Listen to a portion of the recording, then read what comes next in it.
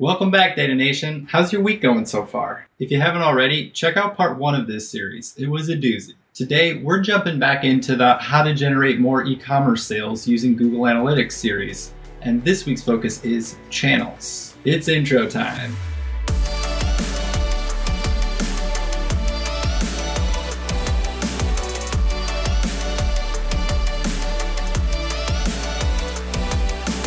The channel overview section in Google Analytics gives you a high-level breakdown of where your website traffic is coming from, how long they stay, and which channels are generating the most revenue. When approaching your channel optimization, remember that a decent percentage of visitors will come back multiple times through different channels. A simple example of this is direct traffic, or those people who type your URL directly into their browser.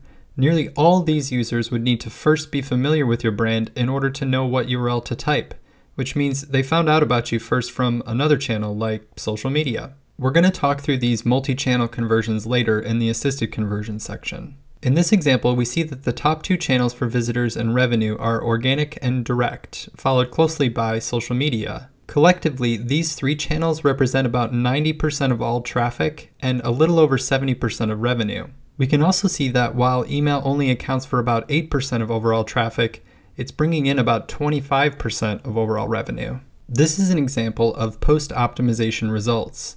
Prior to this time period, the client was still receiving a ton of traffic from organic, direct, and social media channels, but seeing lower conversion rates. To help maximize output from this traffic, we implemented a site-wide newsletter pop-up where visitors were offered a discount if they signed up for the newsletter. We then created a 10-part automated email series for any new user who signed up, to cross-promote different offerings, as well as newsletters anytime a new apparel line hit the shelves. The results speak for themselves to the tune of over 6 figures in revenue.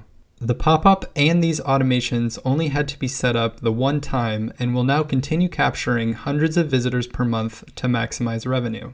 In optimizing channel performance, look for the biggest trends and outliers. If you get a lot of traffic from specific channels but low conversions, find ways to capture information from your audience. If a specific channel converts a lot of users into customers, like in our example with the emails, but maybe isn't your top traffic generator, find ways to extend your reach.